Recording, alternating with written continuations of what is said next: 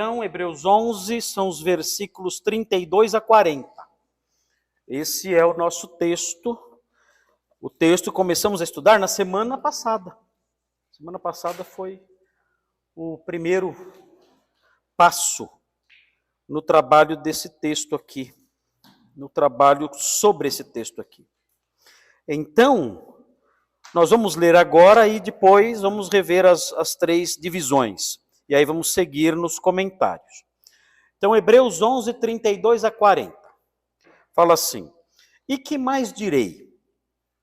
Certamente me faltará o tempo necessário para referir o que há a respeito de Gideão, de Baraque, de Sansão, de Jefté, de Davi, de Samuel e dos profetas, os quais, por meio da fé, subjugaram reinos, praticaram a justiça, obtiveram promessas, fecharam a boca de leões, extinguiram a violência do fogo, escaparam ao fio da espada, da fraqueza tiraram força, fizeram-se poderosos em guerra, puseram em fuga exércitos de estrangeiros. Mulheres receberam pela ressurreição os seus mortos. Alguns foram torturados, não aceitando seu resgate, para obterem superior ressurreição. Outros, por sua vez, passaram pela prova de escárnios e açoites, sim, até de algemas e prisões. Foram apedrejados, provados, cerrados pelo meio, mortos a fio de espada, andaram peregrinos, vestidos de peles de ovelhas e de cabras, necessitados, afligidos, maltratados, homens dos quais o mundo não era digno, errantes pelos desertos, pelos montes, pelas covas, pelos antros da terra. Ora, todos estes que obtiveram bom testemunho por sua fé, não obtiveram, contudo, a concretização da promessa, por haver Deus provido coisa superior a nosso respeito, para que eles, sem nós, não fossem aperfeiçoados. Bom, então, nós dividimos esse texto, é a última parte de Hebreus 11, é o final já, aí acaba Hebreus 11, é a última parte. Nós dividimos em três partes. A primeira parte, nós comentamos isso semana passada, o nome da primeira parte é os frutos prazerosos da fé. Lembram que a gente falou isso? Os frutos prazerosos da fé, que vai do versículo 32 ao 35a. Então, só coisa boa.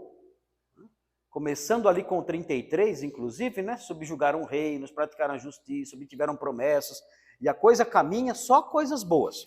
São os frutos prazerosos da fé. Aí depois, item 2. Item 2, os frutos dolorosos da fé. Então aí vem aquela parte que não é tão, né? Ninguém gosta muito, que é a parte do sofrimento, né? Foram apedrejados, cerrados pelo meio, nessa parte aí o pessoal não prega muito hoje em dia, não. Então, do 35b ao 38, aí, os frutos dolorosos da fé, ok? E por último, 39 e 40, aí 39 e 40 é o fruto supremo da fé, que é a herança, o fruto supremo da fé. Então, três divisões, facinho. É bom fazer em três divisões porque fica mais claro, mais fácil de guardar, né? E também os irmãos percebem quando está acabando, né? Então ficam mais alegres. Está acabando, já está no 2. Né? Então, não tem efeito psicológico. Está acabando, está no 2 já, só falta 1. Então, isso anima mais os irmãos. Bom, nós vimos o versículo 32, e nós falamos que o versículo 32 começa assim, ó. E que mais direi? Certamente me faltará o tempo necessário para referir o que há a respeito de Gideão. E aí vem a lista aí com 6 nomes que vão abranger aí todo o Antigo Testamento. Ele fala Gideão, Baraque, Sansão, Jefté, aí é Juízes. Ele já falou de Josué, né, antes, aí vem Juízes, e aí vem Davi, Samuel e os profetas, aí abrange 1 Samuel, 2 Samuel, 1 Reis, 2 Reis, 1 Crônicas, 2 Crônicas, aí vai embora os profetas todos, aí é o Novo Testamento, aí é o Velho Testamento inteiro que abrange isso aí. Então, ele faz um resuminho de todo o Antigo Testamento, de Juízes até os últimos profetas. Então, um resumão que ele faz. E eu falei que esse comecinho, que ele diz assim, e que mais direi? Certamente me faltará o tempo necessário. Esse pedacinho é um pedacinho que ele usa um recurso literário para tentar se aproximar dos leitores. Vocês lembram que eu falei isso? Lembram o que era? Ele escreve como se ele estivesse pregando. Ele escreve como se ele estivesse falando verbalmente, pessoalmente, com o seu auditório. Então é assim que ele faz. Tanto que ele diz, olha lá, e que mais direi? E falar, não está escrevendo. Ele poderia dizer, o que mais eu vou escrever? Ele fala, o que mais direi? E certamente me faltará o tempo necessário. Parece que ele está numa palestra. Não parece que ele está escrevendo. Quando você escreve, você tem o tempo que você quiser. Você pode começar agora, terminar amanhã, terminar o mês que vem, você tem tempo. Agora, ele age como se ele estivesse falando durante um culto. E aí a ideia aí é criar um senso pastoral de comunhão, de contato direto com os leitores, para que a sua mensagem seja acolhida com mais facilidade. Então esse é o objetivo dele. Ele não é só um teólogo, ele é um pastor que está escrevendo. Então falamos isso tudo aí, e aí começamos a falar da lista, porque a primeira parte, o nome da primeira parte é Os Frutos Prazerosos da Fé. E aí começou a lista. A lista que temos aqui é uma lista que envolve grandes realizações. São realizações extraordinárias. Então nós gostamos da lista. E mais, são realizações aqui. Não são realizações, não são conquistas celestes, espirituais, não. São realizações aqui. Então, a nossa fé, a fé de que ele fala, é uma fé que tem reflexos nesta vida. São os maiores reflexos da nossa fé. São aqui? Não. Mas ela tem reflexos aqui. Como é que eu sei que os maiores reflexos e resultados da nossa fé não são aqui? Porque no final ele fala do fruto supremo da fé. E aí não é aqui. Aí ele vai falar da herança. Então é muito errado nós concentrarmos a nossa fé somente em conquistas terrenas. Elas existem? Existem, claro. Mas eu não posso reduzir a minha fé a um instrumento de conquistas terrenas. Senão eu caio no que tem acontecido por aí afora, né? Teologia da prosperidade. Ou então eu me torno aquele crente que só lembro da fé quando estou com um problema. Eu recebo lá um exame, vejo que estou doente.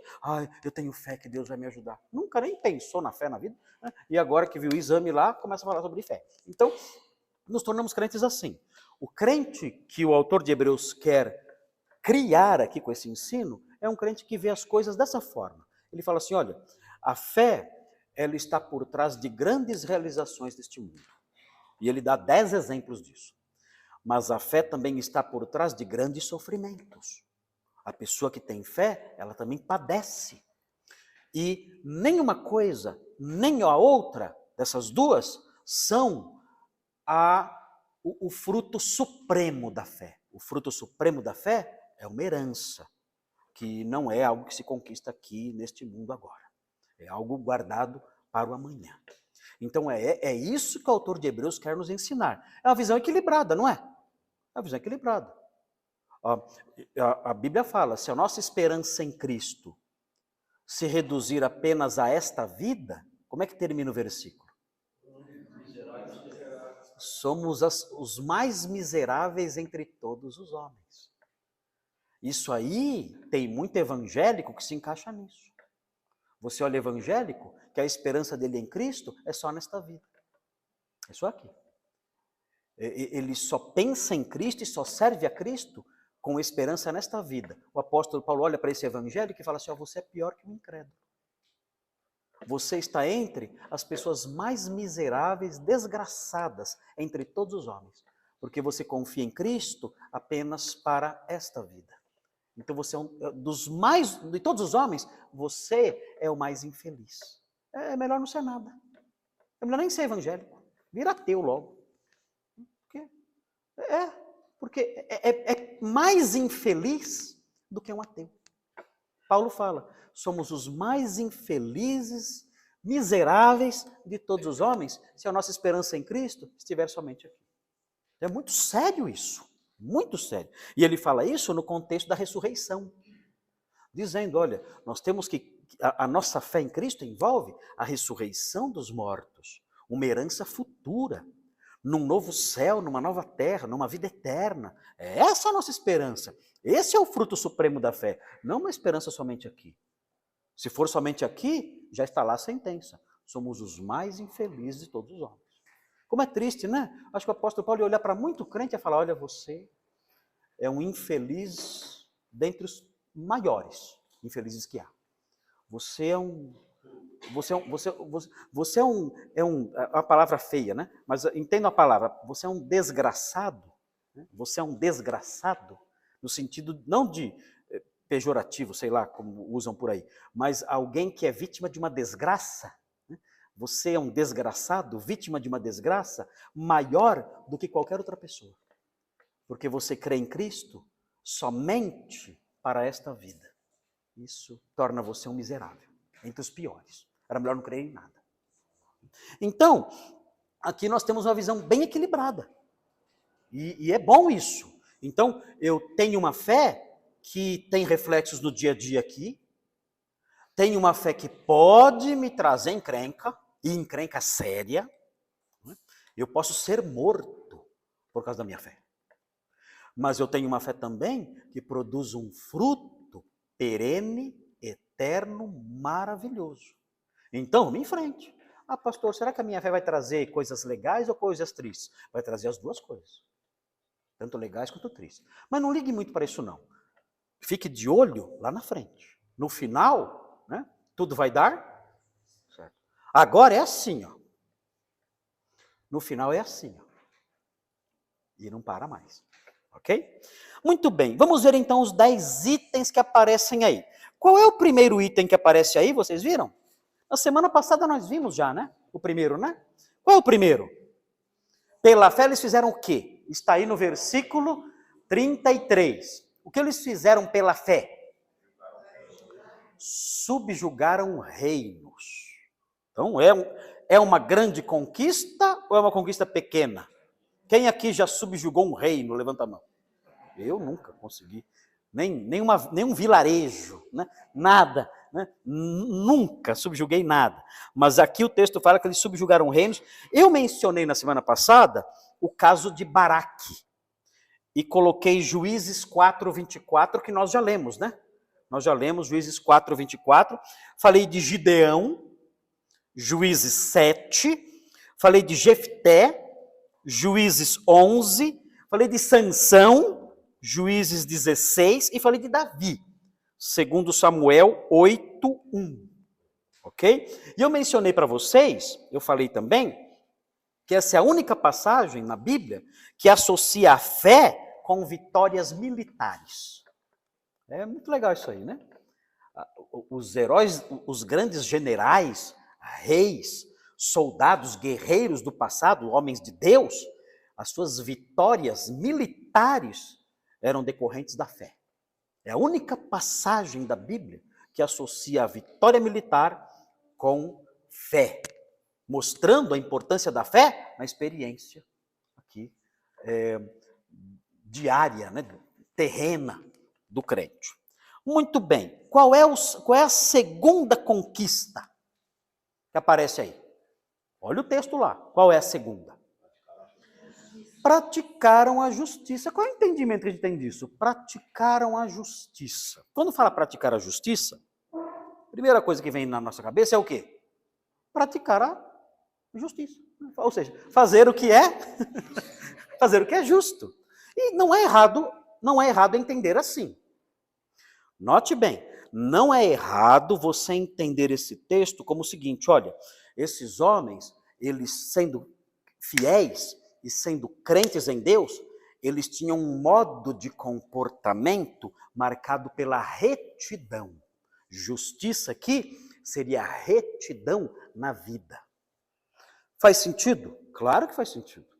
É um grande feito neste mundo? É. A fé produz isso? Sim.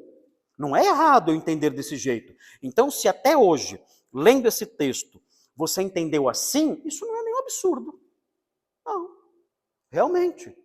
É por meio da fé que nós obtemos força e poder para viver neste mundo sujo de modo reto. Claro. Eu já cansei de falar para vocês aqui várias vezes que a fé verdadeira produz dois efeitos. Quais são?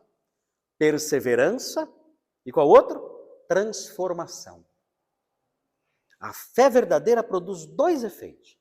Perseverança, ou seja, ela é firme, ela não esmorece, ela não cai, ela não apostata. E o segundo, transformação, ela transforma a pessoa. A pessoa fazia o mal, agora ela faz o que é certo, o que é bom, o que é justo.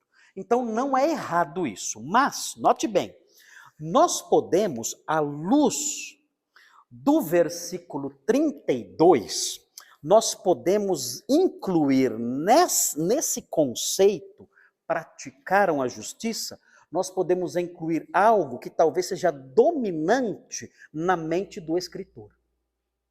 E o que seria? Se você olha, por exemplo, 32, olha quem aparece no 32. Gideão, Baraque, Sansão, Jefté, Davi, Samuel. O que une esses homens todos? Qual é o fator que faz com que esses homens, qual é o fator que faz com que eles tenham algo em comum? É a fé, mas existe um fator ligado à posição que eles ocupavam na sociedade. Quem eles eram? Eles eram autoridade, juízes, reis. Samuel não era só um profeta, ele era um juiz, ele julgava a nação, tinha autoridade. Esses homens eram homens que exerciam socialmente uma posição, talvez não em dinheiro, né? Alguns talvez até em dinheiro, mas uma posição social, em termos de influência e autoridade, uma posição alta. Oi? Samuel era sacerdote, era profeta e era juiz. Juiz também. As três coisas, né? Agora, notem bem, em face disso, considerando os exemplos do versículo 32, uma outra forma de enxergar essa expressão, praticaram a justiça, pode significar também que eles aplicaram a justiça corajosamente. Eles eram autoridade? Eram. Quem tinha que julgar? Eles. Quem aplicava então a justiça? Eles. E eles aplicavam a justiça corajosamente. Para aplicar a justiça, um juiz tem que ser corajoso? Tem que ser corajoso. Tem que ser um homem de fé. Se for aplicar a justiça de Deus, as suas decisões, tem que ser um homem que conhece a Deus. E que vai dizer, eu vou fazer a vontade de Deus nas minhas decisões judiciais. Eu vou aplicar a justiça. Eu vou fazer justiça por meio das minhas decisões. Eu vou aplicar a justiça mesmo, nas decisões que eu tomar em relação a esses casos que eu tenho que julgar. Então, se você olhar, é interessante ver isso, veja 2 Samuel 8,15. Ronaldo, coloque lá 2 Samuel 8,15. Olha só o que Davi fazia. Olha só. 2 Samuel 8,15. Olha o que Davi fazia. Achou? Tá lá. Reinou, pois, Davi sobre todo Israel. Julgava e fazia justiça a todo o seu povo. Por que ele fazia isso? Porque ele era um homem de fé. Como alguém de fé, ele aplicava a justiça nas suas decisões. O que vocês acham que falta no nosso país? Está faltando? Está faltando decisões justas? Faltando, né? Por que está faltando decisões justas? Porque nós não temos homens de... Eles são homens medrosos, têm medo do mal, não têm fé, são covardes. E sendo covardes, acabam sendo corruptos, corrompidos.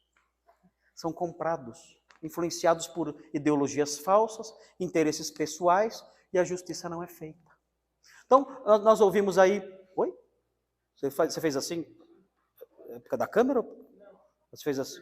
Ah, você vai perguntar. Espera só um pouquinho. A Roseli compartilhou agora há pouco, olha, eu estou morando há 4 meses numa casa, eu não tenho sossego, porque fica tocando funk o dia todo. O vizinho toca funk o dia todo. Se a Roseli buscar as autoridades do nosso país e expor o problema dela, vai ser feita justiça? Ela vai encontrar talvez mais um problema. Ela não vai encontrar a satisfação da sua demanda justa, porque ela tem todo o direito de dormir tranquila, ficar tranquila em casa. Tem todo o direito.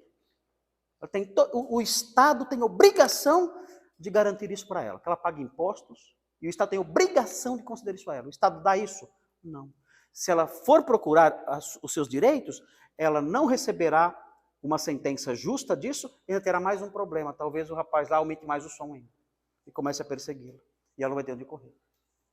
Então, o que nós temos aqui, no que nós aprendemos num texto como esse, é que o homem de fé, quando ele ocupa uma posição de destaque, ele é corajoso. Ele aplica a justiça. E a terra descansa com isso. Assim, eu não sei, eu acho que no nosso país, dificilmente nós teremos mudanças. Independente do que vier aí. A aplicação da justiça no nosso país passa por muitas pessoas que nunca nem ouviram falar da verdade. Não têm noções básicas de justiça. Nada. Muito triste isso. Vai falar, Brenner? Pode falar.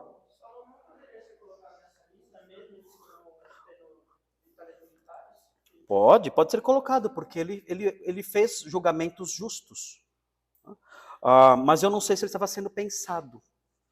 Se ele estava na mente de quem escreveu. Porque Salomão, ele deixou uma mancha muito ruim na sua vida no final. Ele não foi um homem de fé. No final, ele apostatou e começou a servir outros deuses. Então, dificilmente o autor de Hebreus ele iria incluí-lo aqui ou pensar nele aqui.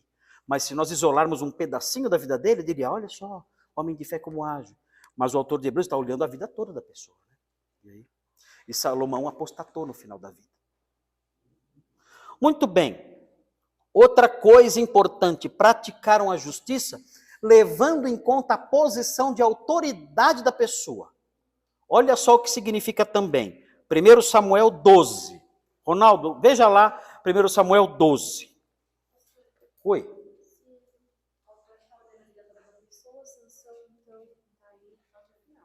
Sansão está aí por causa do final.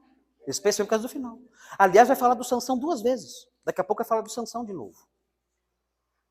Daqui a pouquinho vai falar do Sansão de novo. O Sansão está aí aparecendo, só está escondido. Mas já ele vai aparecer. Está meio escondidinho. Mas você vai ver como ele aparece. 1 Samuel 12. Olha aqui. Olha quem aparece aqui. Quem é? Samuel. Ele está no versículo 32? Ele é uma autoridade? Ele pratica a justiça? Pratica. Tudo indica que ele era alguém que julgava o povo com retidão, com justiça. Agora tem mais uma coisa. Praticar a justiça é o conceito aplicado a quem tem autoridade. Praticar a justiça, o autor de Hebreus está pensando em praticar a justiça, mas não somente isso. é alguém que pratica a justiça sendo alguém de autoridade, tá? Como os homens da lista do versículo 32. Estão entendendo isso? Estão entendendo ou não? Ok, então vamos ver aqui como alguém de autoridade, tendo fé, praticou a justiça. Além de aplicar a justiça nos seus julgamentos, olha só o que ele fazia. Dá uma olhada. Então disse Samuel a todo Israel: eis que ouvi a vossa voz em tudo quanto me dissestes, e constituí sobre vós um rei. Ele fala. Agora, pois, eis que tendes o rei à vossa frente. Foi quando ele constituiu Saul, rei de Israel. Já envelheci e estou cheio de cãs. O que é cãs? É que ele não tinha cachorro, só cachorras. Porque pessoa de idade gosta de muitos bichos. É isso? Não? Tem gente que envelheceu e está cheio de gato, né? Tem gente que envelheceu e está cheio de cachorro. Tem gente que envelheceu e está cheio de passarinho. Esse aqui envelheceu e está cheio de cãs. É isso? Não. O que é cãs? Cabelo branco, isso são as cãs. Ok? Então, já envelheci e estou cheio de cãs. E meus filhos estão convosco. O meu procedimento, olha isso aqui, ó. Olha quem pode falar isso. O meu procedimento esteve diante de vós desde a minha mocidade até o dia de hoje. Olha, gente, isso. Olha o que esse homem vai falar agora. Olha o que esse cara vai falar. Segue aí. Eis-me aqui, testemunhai contra mim perante o Senhor e perante o seu ungido, de quem tomei o boi, de quem tomei o jumento, a quem defraudei, a quem oprimi, e das mãos de quem aceitei suborno para encobrir com ele os meus olhos, e vô-lo restituirei. A minha vida está aqui, ó. Desde menino, desde jovem, que ele começou lá a carreira dele quando ele era menininho. A mãe dele colocou ele lá para servir no templo quando ele era pequenininho, garotinho. Vocês conhecem a minha vida inteira. A quem eu oprimi, de quem eu peguei alguma coisa. Falem agora para que eu restitua. E aí prossegue. Então responderam: em nada nos defraudaste, nem nos oprimiste, nem tomaste coisa alguma das mãos de ninguém. E ele lhes disse: o Senhor é testemunha contra vós outros, e o seu ungido é hoje testemunha de que nada tendes achado nas minhas mãos. E o povo confirmou: Deus é testemunha. Gente, olha isso. Quantas autoridades podem falar isso? Vocês acham? Na época já eram poucas. Imagina hoje. Vocês me conhecem desde adolescente. Eu sou velho. Estou cheio de câncer. Digam a quem eu oprimi e de quem eu tomei alguma coisa. Apontem agora que eu vou devolver. Diante de Deus e do seu ungido, que é o rei que está aqui. Digam agora. O povo todo, ó. Não. Você nunca defraudou ninguém. Ele praticou a justiça. Porque ele era um homem de fé. É muito lindo isso aqui. É muito lindo. Eu acho que nós, que esse ano vamos votar para as autoridades do Brasil, temos que procurar alguém assim. Para votar. Tem que achar alguém assim, não tem? Nunca teve, será? Será que já teve? Maluf não era assim? Não? Não? Gente, como... Quão infelizes nós somos, né? Nossa, quando nós lembramos, só ladrão, só ladrão, só ladrão. Sabem quem era um bom governante no Brasil? Dom Pedro II.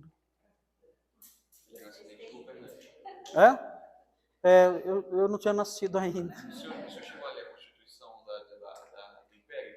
Não. A Constituição que ele criou? Não. Eu não li ela, mas eu vi um pequeno trecho.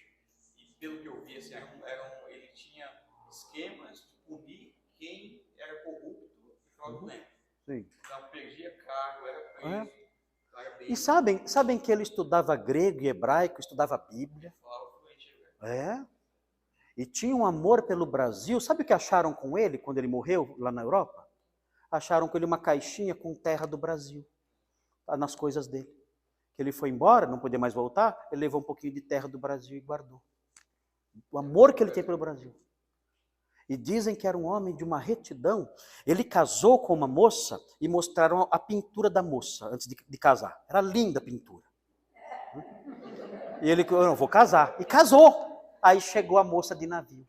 Gente, era pior que a Lia depois da gripe. Não, a mulher, olha, 1,28 m, 114 quilos. Não, mas olha, era uma coisa... Não, a irmã Shirley está acreditando, né? É que eu exagero, irmã Shirley, não acredita em todas as minhas descrições, né? Mas, e a mulher era muito feia. E, gente, ele foi fiel à sua esposa, ele foi fiel à sua palavra, nunca, não há nada contra o caráter dele, a vida moral dele, foi leal a ela e tudo mais. Um homem reto, íntegro, algo assim. O coração dele parece que está guardado até hoje. Não sei. O coração? Não sei, tá? É? Onde? Onde está guardado, Nicolas, o coração do Dom Pedro? Ah, se vier aqui vão roubar. É bom deixar lá. Deixa lá. Deixa lá. Deixa em Portugal. Não traz, não. Não traz, não, que vão vender. Vai, deixa lá. Mas olha, acho que foi o único. Foi destronado, foi expulso do Brasil. Até onde eu sei, as informações que eu li sobre ele, eu li há algum tempo atrás um livro sobre a Guerra do Paraguai, quando ele era governante ainda, as informações sobre ele, sempre informações positivas, né? Claro, ninguém é perfeito, ninguém é Deus, né? Mas informações positivas sobre ele, um homem reto. E parece que ele era realmente um homem crente, cria em Deus, honrava ali o cristianismo, não sei exatamente como ele interpretava os dogmas da fé cristã, não sei os detalhes sobre isso, mas enfim, ele era um homem de integridade. Então, nós olhamos para isso e pensamos, caramba, tanto tempo atrás, né? Depois dele, não tem mais nada. Muito triste. Mas então vejam aqui como deve ser entendida a expressão de Hebreus 11, 33, né? É 33? 33. Hebreus 11, 33, a expressão praticaram a justiça. Então, o que é praticar a justiça? Nesse versículo, fazer o que é reto, o que mais? Aplicará a justiça se você é um juiz, e o que mais? Se você é alguém de autoridade, você não usar isso para tirar vantagem e proveito próprio. Isso é praticar a justiça. Esses três fatores, fazer o que é reto, aplicar a justiça com verdade e não usar sua posição para tirar vantagem das pessoas. Então, isso é muito importante. Então, para mim, o pastor Nico, outros pastores aqui, nós estamos numa posição aqui na igreja que isso é perigoso. Né? Porque nós desfrutamos de uma posição de autoridade aqui. Temos que tomar cuidado para não tirar proveito disso. Porque tirar proveito disso, não seria praticar a justiça. Agora, tem pastor que tira proveito disso? Quem? Não, mas até nas igrejas mesmo. Esses do MEC aí que estão falando aí, e nas igrejas mesmo, pastores que se aproveitam. Né? Isso tudo mostra o quê? Não são homens que têm fé. Porque se tivessem fé, iriam praticar a justiça. Ok. Vamos ver o outro item. Qual é o outro item? Então tem aí, praticaram a justiça, o outro item é? Alcançaram promessas. O que significa isso? O que significa alcançaram promessas? Aqui está, obtiveram promessas. O que significa obter ou alcançar promessas? Significa que eles receberam uma promessa ou significa que eles viram uma promessa dada se cumprir? As realizações são terrenas. Então isso significa o quê? Que eles viram uma promessa dada se cumprir. Ok? Porque nós temos promessas, não temos? Nós temos promessas. A maioria delas já se cumpriu? Não. Aqui o texto está falando de homens que receberam as promessas e viram as promessas se cumprir. Eles creram nas promessas e a promessa se cumpriu. Dá um exemplo. Davi, qual promessa que ele recebeu e que ele viu se cumprir? Acho que é de ser rei. De ser rei é exatamente Davi. Ele recebeu a promessa que ia ser rei, passou maus bocados nas mãos de Saul, né? E Deus cumpriu a promessa e deu a ele o rei. Quem mais? Vocês lembram de alguém que recebeu uma promessa e deu risada? Sara. Qual era a promessa? Você vai ficar grávida, né? E ela ali, né, com a bengala na mão, né? Você vai ficar grávida. Ela riu sem dente, né? Eu acho que ela não tinha bengala. Não, não tinha, não. Dificilmente tinha bengala, né? Mas acho que era desdentada. Mas riu sem dente, eu acho, né? Mas é interessante que o que aconteceu? Deus deu a promessa, ela riu ali e tudo mais, né? Abraão creu, ela certamente creu também depois que Deus pegou no pé e falou assim, que você está rindo? Né? Você está rindo? Sara é terrível, né? Além de não ter fé, ainda discorda. Não estava rindo, não. Olha, você está falando com Deus, você está pensando o quê? Está discordando de mim? Eu estou falando que você estava rindo, você fala que não. Eu sou Deus, só isso. Só isso. Não ri, não. Ah, tá. Então o que eu sou, então? Certamente, depois dessa bronca, ela ficou com medo, né? E creu. Mas é interessante notar que ela viu a promessa se cumprir. Surpreendente. Essa história, para quem está anotando aí, está em Gênesis 21, 1 e 2. Ronaldo, coloca lá para a gente recordar rapidinho, com mais precisão, com mais exatidão, isso aí. Eu acho que o autor de Hebreus está pensando em coisas assim. Né? Pessoas que receberam a promessa, que nem Davi, que a irmã mencionou. Pessoas que receberam a promessa e viram a promessa se cumprir. Olha lá. Visitou o Senhor a Sara, como lhe dissera. E o Senhor cumpriu o que lhe havia prometido. Olha lá. Ela viu, ela obteve a promessa, ou seja, o cumprimento da promessa. Quando fala obteve a promessa ou alcançou a promessa, alcançou o cumprimento. Obteve o cumprimento. Sara concebeu e deu à luz um filho a Abraão na sua velhice, no tempo determinado de que Deus lhe falara. Então, se cumpriu. Eu fiquei pensando, tem alguma promessa para a gente aqui que se cumpriu já? Não, eu tenho pensado.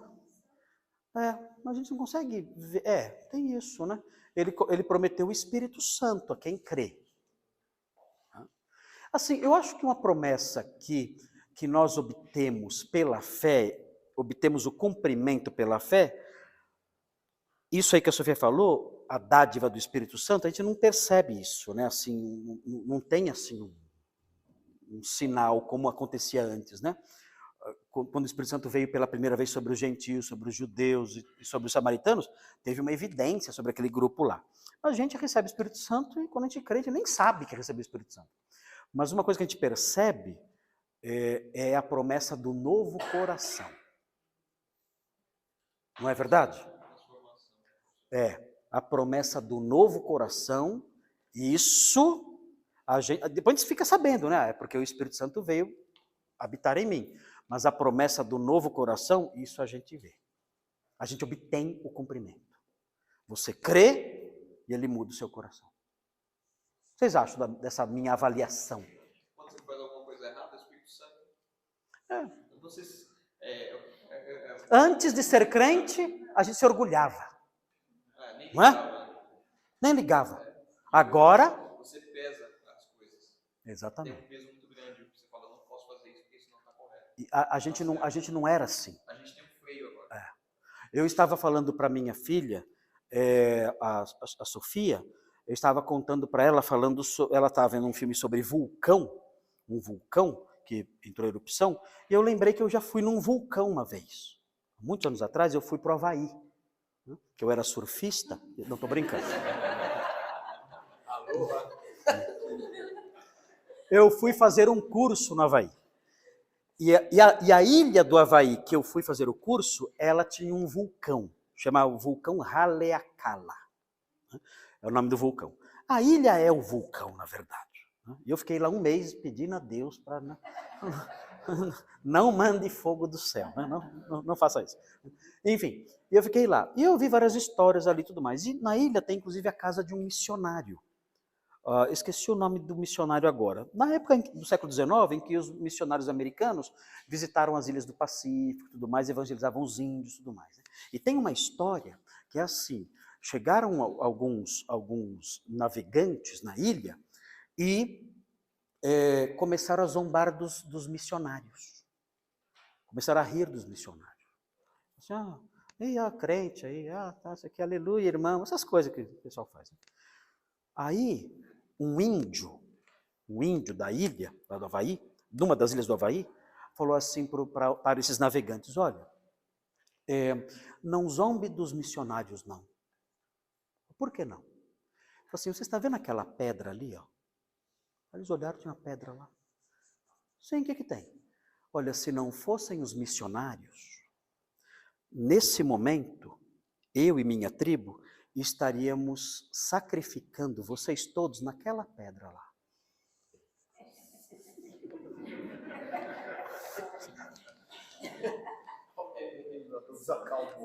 Aí eles, assim, então, mostre um pouco de respeito, porque vocês só estão vivos por causa deles.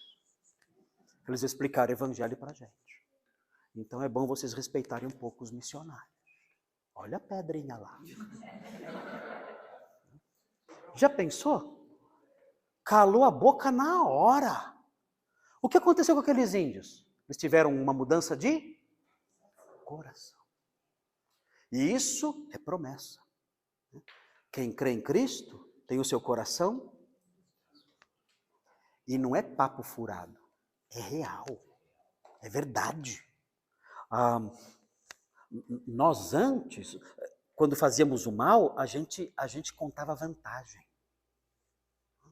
Eu lembro na universidade, quando eu fazia o curso de Direito, os alunos chegavam na segunda-feira contando vantagem porque tinham ficado bêbados. E contando, rapaz, mas eu bebi. Chegou uma hora, aí eu caí, e todos ali admirando aquilo. Eu falei, meu Deus. Eu olhava aquilo, eu pensava assim, se eu tivesse bebido e caído, eu ia sumir por um mês, de vergonha. Ninguém ia saber. Eu ia cair, ia ficar quietinho, ia sumir, de vergonha. Ele se orgulha disso e conta para todo mundo como algo bonito. O apóstolo Paulo fala, naquele tempo que resultados colhestes, as coisas de que agora vos envergonhais. Mudou o nosso coração. Então é interessante, pela fé nós também obtivemos promessas. Que promessas? Uma delas é maravilhosa, a mudança de coração. Todo mundo aqui já mudou o coração? Quem já mudou? Você, Abadio? Mas você mudou? Quando você se converteu com que idade? 19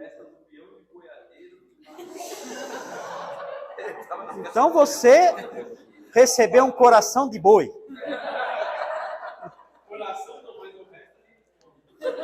O Abadio estava na festa do peão de Barretos, né? Só que na cabeça dele estava a mensagem do evangelho que ele tinha escutado. Aí ele falou assim para a esposa, eu não vou ficar aqui. Aqui não é lugar para mim. Aqui eu não vou ficar. Não dá. Catou a Luciana brava, porque não era crente, né? Mas o quê? Vamos embora agora. Mas você alugou a casa, deixa isso aí. Tchau, tô indo. Você quer ficar, você fica. Mas aqui não é lugar para mim. Nasceu de novo naquele dia. Mudou o coração. Nem cavalo ele podia ver na frente. Antes ia lá, né? Ficava na festa do peão do boiadeiro. E depois ainda tinha o churrasco, né? Comia o boi que você via. Acabou o encanto. Não, isso aqui não é ambiente para mim. Não é lugar para mim. Eu sou um crente, meu coração mudou. Interessante isso, né? Essa mudança. Quem mais mudou o coração? Quem mais aqui mudou o coração? Você? Você era ruim?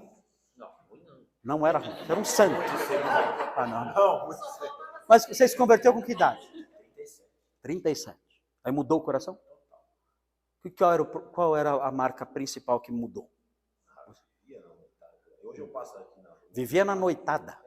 Passo aqui em frente ao Vilares ali. Vejo aqueles bairros lotados. Você estava lá antes? Antes, sim. E se agora você for lá, o que você sente? Não tem condição nem de pisar. Nem de chegar perto. De longe você passa e sente. E você ia lá, naqueles bares Já vim. Você vinha aqui. Qualquer lugar de São Paulo. Você ia lá na noitada. Aí conheceu a Cristo, não quer nem ver mais na frente. Perde o encanto, perde, né? É a mudança de coração, é a promessa de um coração novo. Márcio também? Você era ruim ou não? Sim, eu não era ruim. Não, um santo. Mais ou menos. Mas qual foi a mudança maior? A mudança maior foi realmente o coração. Não, mas o que na prática? Tudo. A vida inteira mudou. Tudo. Virou. Cabeça para De baixo. cabeça para baixo. Essa é a verdade. Porque coisas que eu fazia... Normal, né? Normal, eu achava até graça. E contava com os amigos, se achava tal. Nossa. E agora, se fizesse isso agora, ia sentir vergonha. Até de pensar. É de pensar. É o coração novo. Né?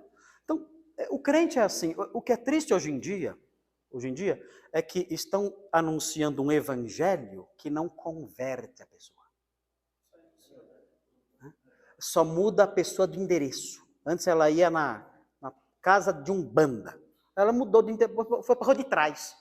Só mudou só endereço. E vai lá agora numa igreja lá que não muda nada.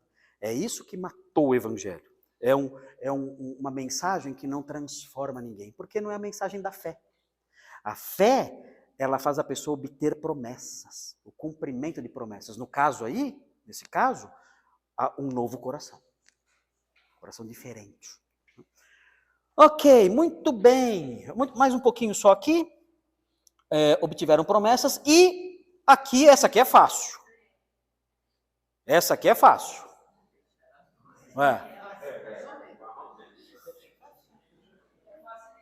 Olha aqui. Fecharam a boca de leões. Quem acertar ganha um café grátis domingo de manhã na igreja. Quem foi? Daniel, porque ele confiou em Deus, Deus fechou a boca dos leões. Agora, é interessante, quer ver? Vamos dar uma olhadinha no texto para a gente não esquecer. Veja aí Daniel 6. Vamos olhar o texto certinho. Está acabando, são quase 9 horas. Mas vamos olhar o texto certinho. Daniel 6,16. É legal a leitura porque tem detalhes que a gente não nota, né? Aí quando a gente lê, a gente, que legal isso. Então, 6,16. 6,16, aqui, ó. Então o rei ordenou que trouxessem a Daniel e o lançassem na cova dos leões. Por quê? O que ele tinha feito? Quem sabe? Ele tinha orado 3 vezes por dia. E não era para orar. O rei tinha dito que não era para fazer petição a nenhum Deus. E ele vai e ora 3 vezes por dia. Foram lá então e dedaram ele. Os inimigos dele dedaram, ele está orando lá. Então, o rei mandou lançá-lo na cova dos leões. Disse o rei a Daniel, o teu Deus, a quem tu continuamente serves, que ele te livre. Olha aí.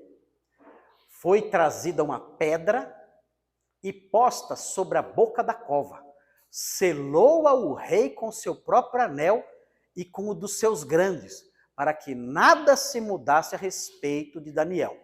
Então o rei se dirigiu para o seu palácio, passou a noite em jejum. Aí o rei era crente, né? Crente pentecostal, olha lá. Por que ele ficou em jejum? Gente, ele perdeu a fome, estava angustiado. Estava angustiado, perdeu a fome. Passou a noite em jejum e não deixou trazer à sua presença instrumentos de música e fugiu dele o sono. Ou seja, teve uma noite de cachorro. Né? Não dormiu a noite toda, não comeu, e a cabeça, né? É a consciência talvez, né? Ele ali, meu Deus, né? Daniel está na cova dos leões, ele gostava de Daniel. Né? Não era crente, mas gostava de Daniel. Aí veja, pela manhã, ao romper do dia, levantou-se o rei e foi com pressa à cova dos leões. Olha, aqui é tenso, o texto é meio, né, Steven Spielberg, né? Ali, ele corre até a cova, né? Chegando-se ele à cova, chamou por Daniel com voz triste. Disse o rei Daniel, Daniel, servo do Deus vivo. Olha que lindo isso aqui, né? Olha como ele chama, ele é incrédulo, mas chama Daniel de servo do Deus. Voz triste, né? Uma voz triste. Ele não tem esperança, você acha? Não tem esperança. Dar-se-ia o caso que o teu Deus, a quem tu continuamente serves, tenha podido livrar-te dos leões? Então Daniel falou ao rei, ó rei, vive eternamente. Já pensou a hora que o rei escutou isso? Meu Deus, o que foi isso? Ó rei, vive eternamente. Não, leão não fala, só pode ter sido Daniel. Aí vem, o meu Deus enviou o seu anjo e fechou a boca aos leões, para que não me fizessem dano, porque foi achada em mim inocência diante dele. Também contra ti, ó rei, não cometi delito algum. Então o rei se alegrou sobremaneira e mandou tirar a Daniel da cova. Assim foi tirado Daniel da cova e nenhum dano se achou nele. Olha o que vem agora. Olha a fé, tá vendo? Porque crera no seu Deus. Então a referência de Hebreus claramente é esse texto aqui. Vocês sabem como termina a história? Querem ver? Querem ver? O leão não passou fome, não. Ordenou o rei, foram trazidos aqueles homens que tinham acusado a Daniel.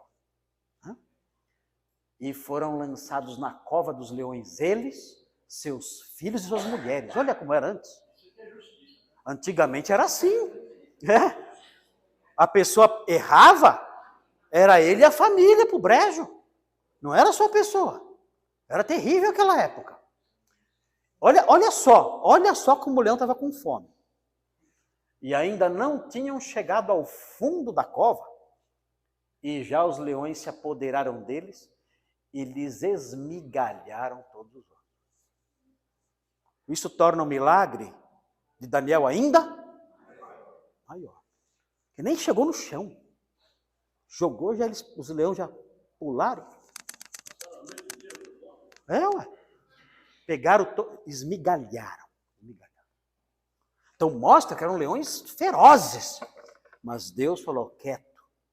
E eles ali, quietinho. Eu acho até, não sei, acho que Daniel dormiu em cima de um leão. De travesseiro, quentinho. Ali na jubinha, lá, ali, sossegado. Estou exagerando talvez, não sei. Mas acho que entre dormir em cima de um leão e dormir no chão duro, o leão está lá, né? Puxa um leão aqui, eu estou aqui, dorme ali tranquilo, né? E no outro dia acordou porque o rei foi atrapalhar, que o rei acordou muito cedo, né? Ele podia falar, rei, volta depois que eu estou com sono, né? Depois você vem me chamar, está gostoso aqui. Então, é muito interessante ver isso. O texto fala, porque ele creu no seu Deus, o Senhor fechou a boca dos leões. Muito bem, assim, é interessante a gente ver esse texto aqui, são realizações extraordinárias, né? Pode ser também, eu acho que não é, mas pode ser também que o autor de Hebreus esteja pensando em Sansão, porque Sansão também matou um leão, rasgou ele pelo meio, né? Pela boca, né? Então pode ser, em Juízes 14, mas eu acho que não é. Davi também matou um leão e um urso. Mas eu acho que o autor de Hebreus não está falando sobre Davi, acho que é sobre Daniel mesmo. Agora, tem um texto interessante que que o apóstolo Paulo parece que faz alusão a Daniel, num sentido meio figurado. Quer ver? 2 Timóteo 4,17. 2 Timóteo 4,17. Talvez o apóstolo Paulo esteja fazendo uma alusão. Alusão é uma forma de você se referir a um texto de forma indireta. Então pode ser que ele esteja fazendo uma alusão a Daniel 6. 2 Samuel 4,17. Eu falei o quê? 2 Timóteo. Olha aqui, ó. Paulo está falando que ele estava sozinho na sua defesa e tudo mais, ninguém assistiu. É a última carta dele, né? Ele fala assim: mas o Senhor me assistiu e me revestiu de forças, para que por meu intermédio a pregação fosse plenamente cumprida. Ele está triste, compareceu na audiência e pregou o evangelho na audiência. E ele fala: e todos os gentios a ouvissem, e foi libertado da boca do leão. Então parece que o apóstolo Paulo lembrou de Daniel na hora que ele escreveu isso aqui. Olha, eu também estive numa cova, numa audiência judicial, me acusando. E o Senhor me deu sabedoria, eu preguei aos juízes, aos acusadores, aos gentios, e o Senhor me livrou da boca do leão. Ele se coloca aqui como uma espécie de Daniel, né? Eu escapei. Então, são realizações neste mundo aqui. Ele escapou do quê? Quando fala escapou da boca do leão, escapou da morte certa. Da morte certa, escapou. Então, o Senhor faz isso ainda hoje? Faz aqui. É algo ligado a realizações aqui. Quem aqui já escapou da boca do leão? Já? Você já escapou da boca do leão? Aquela foi um gato, mais ou menos, né? É um leão, é um gato grande. Mas você escapou da boca do leão? Não, eu sei, figurado, né? De morte. Eu não sei explicar como é que foi que aconteceu. Eu estava indo para a praia à noite sozinha, porque o pessoal já tinha ido na frente, eu tive prova na faculdade, e o meu carro furou o pneu na Avenida do Estado. Nossa. E eu tive que parar para trocar bem embaixo dos viadutos ali no começo. Um perigo de morte mesmo, né? De violência mesmo, né? Porque não tinha um lugar ali. Aquela avenida para posto de gasolina é horrível.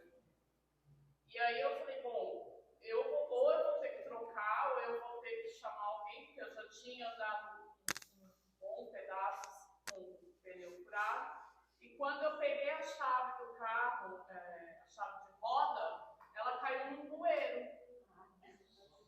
E aí eu tive que ir embora. E aí eu voltei com meu pai lá no mesmo lugar. Falei, pai, a chave de roda caiu aqui. E não tinha bueiro. No mesmo lugar que eu tinha parado o carro. E assim, eu saí com o carro com o pneu furado. Eu entrei numa rua porque não tinha posto. Logo que eu entrei numa rua, tinha uma quadra de futebol. Falei, quadra de futebol, homens, né? Alguém vai poder me emprestar uma chave, né? O rapaz saindo, ele tinha a chave exatamente no meu pneu, ele trocou o pneu para mim, tudo certinho. E até hoje eu passo lá e falo, gente, onde é que essa chave caiu? Porque não tem bueiro onde eu estava parada. Então, assim, acho que foi um milagre, e assim, eu devo isso a muitas orações de proteção da minha mãe e tudo mais. Então, eu acredito que eu tive um livramento. Que Deus livrou você de algo violento até, um lugar perigoso. O Senhor realiza, num país como o nosso, às vezes nós nem imaginamos do que Deus nos livrou. Num país como o nosso, nem temos noção do que Deus nos livrou muitas vezes. Por quê? Porque, assim, o número de homens cruéis que há hoje em dia é algo assustador. Hoje eu recebi no meu WhatsApp a informação de que na Santa Ifigênia, as pessoas que trabalham nas lojas estão com medo de ir trabalhar porque elas são atacadas por bandos. Não é um assaltante que chega com um canivete, um revólver e fala, me dá seu relógio, me dá seu celular. Não é. São bandos. Você chega, você é abordado por 5, 6 pessoas que atacam você e batem em você e arrancam o que puderem de você e vão embora dando risada. É assim que está funcionando. Hoje passou no jornal, pastor, eles fazendo arrastão nas É, lojas, quebrando de tudo. madrugada, arrebentando as lanchonetes. E é assim, nós estamos num país muito perigoso. E outra coisa, antigamente, eles viam você com o vidro aberto do carro, eles tentavam roubar alguma coisa. Agora eles quebram o vidro e pulam dentro do carro, machucam você, o que seja lá quem for, arrancam o que puder lá de dentro e vão embora. São assassinos terríveis, cruéis. Nós nem sabemos do que Deus tem nos livrado. Nem temos noção da violência de que Deus tem nos livrado. Graças a Deus, Ele continua a nos livrar da boca do leão. Graças a Deus, porque o país que nós vivemos não está fácil, não. A primeira vez que o Senhor me livrou, eu tinha 6 meses de idade. 6 meses? Eu operei com 6 meses de idade. Ah, é? Que abri a barriga para tirar um filho. Mas não foi algo violento, não, assim, de alguém fazer maldade. Foi um acidente. Engoli um alfinete. Ah, você engoliu um alfinete? Nossa, Preso na fralda. você engoliu o alfinete da fralda? 6 meses.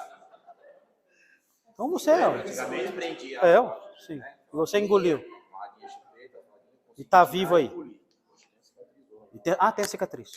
Abriu para tirar o alfinete. Passou aqui. Eu poderia ser um faquiro. Né? Porque faquiro tem essas tudo furado.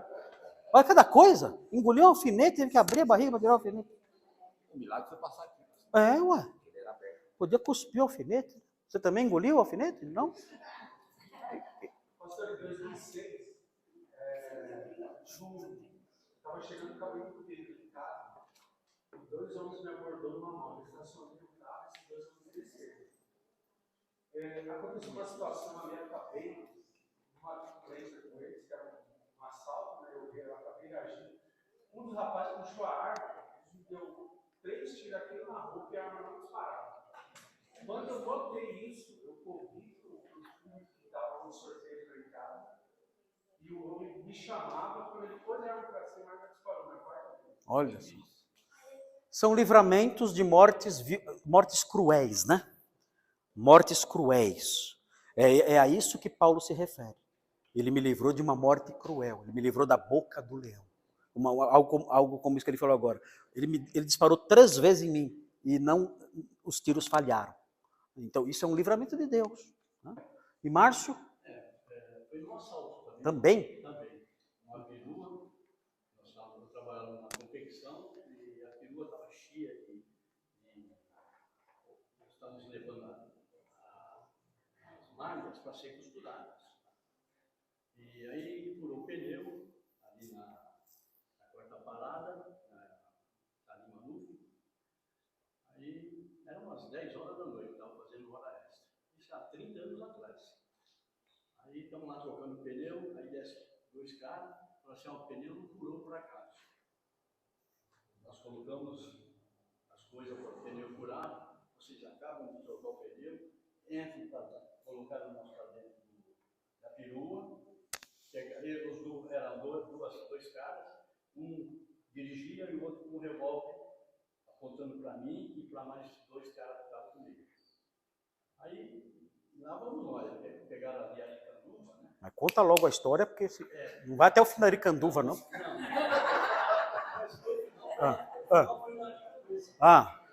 Impressionante, eles falaram assim, agora nós vamos levar vocês até Mauá e vamos acabar com vocês lá. Aí eu, nessa altura do caminhão, eu estou orando já. Aí o cara falou assim, você tem cara de soldado, você é soldado? Eu não tinha esse canto assim. Você tem cara de soldado. Você é da polícia? Eu falei, eu sou soldado, mas sou soldado de Jesus. Falei para ele. Ah, é? Interessante. Então me dá o seu relógio. Toma o meu relógio. Eu estava sentado em cima de 2 cestas básicas que eu tinha ganho. Né? Aí ele falou assim, não, mas por que vocês vão nos levar até lá? já estava orando a Deus, pensamento, claro. Aí ele falou, vamos fazer o seguinte, vamos largar eles aqui no Aricanduva. Aí largaram lá. Eu ainda falei assim para ele, eu posso pegar o dinheiro com vocês? Eita. Falei para ele.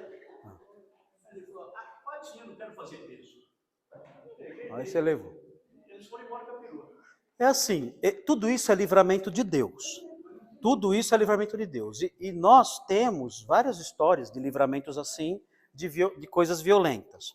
O que os irmãos não podem perder o foco aqui é o seguinte: esse livramento do apóstolo Paulo e de Daniel foi um livramento em meio a uma situação que eles estavam correndo risco por sua fidelidade a Deus. Ok?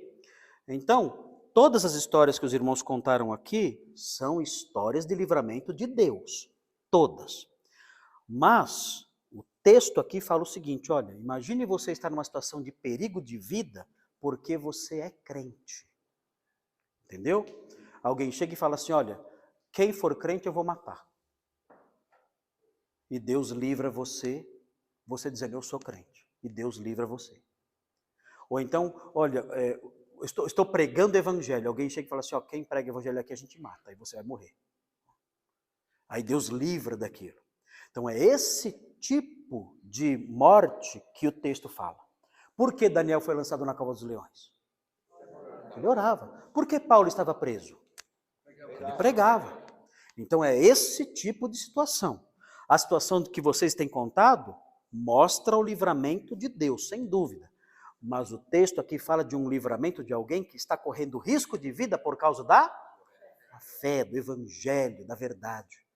Então é isso que não pode sair da nossa cabeça, da nossa vista. E há situações assim hoje em dia, de pessoas que são ameaçadas de morte porque são crentes. Oi? Morrem porque são crentes. Isso. Isso. E há aqueles que o Senhor livra da boca do leão, mesmo afirmando, não, eu sou crente, ameaçados, e Deus livra. E aí, nesse caso, entraria aqui como exemplo de pessoas que foram libertas da boca do leão por causa da fé. Ok? Bom, gente, vamos fazer oração para encerrar? Então, faltam quantos itens? Faltam quantos? 1, 2, 3... 1, 2, 3, 4, 5, 6. 6 itens faltam. Aí depois começa a parte boa. Né? Aí apedrejado, queimado vivo, cortado no meio. Aí, vamos ver. Eu não vou nem perguntar quem aqui já foi cortado ao meio. Eu não vou perguntar, porque eu sei que ninguém, só você quase foi. Né? Só você que a cortou. Foi o único que foi cortado ao meio. Foi o André. Outro? 2 vezes já foi cortado ao meio? Aí foi acidente de trabalho. Tá. Então nada a ver com a fé. Não, falando que quase foi cortado. Tá. Mas já é assim, agora só falta assim. Quem fez uma máquina, se bater esse final de curso, separava. Meu Deus. Eu tenho que ficar longe desse homem aqui. Não fique perto do André de jeito nenhum. Fique longe, né? Oi, André. Oi. Bom, vamos fazer oração então. Fazer oração. Senhor Deus, muito obrigado, porque a fé sobre a qual aprendemos, ela está ligada a grandes realizações nesta vida. Maravilhosas, ó Deus, livramentos maravilhosos, coisas lindíssimas e grandiosas. Mas ela também está ligada a sofrimentos terríveis. De qualquer modo, Senhor, o que nos anima é saber que há um fruto grandioso dela. Há um fruto perene dela, que é a nossa herança. E nós agradecemos por isso.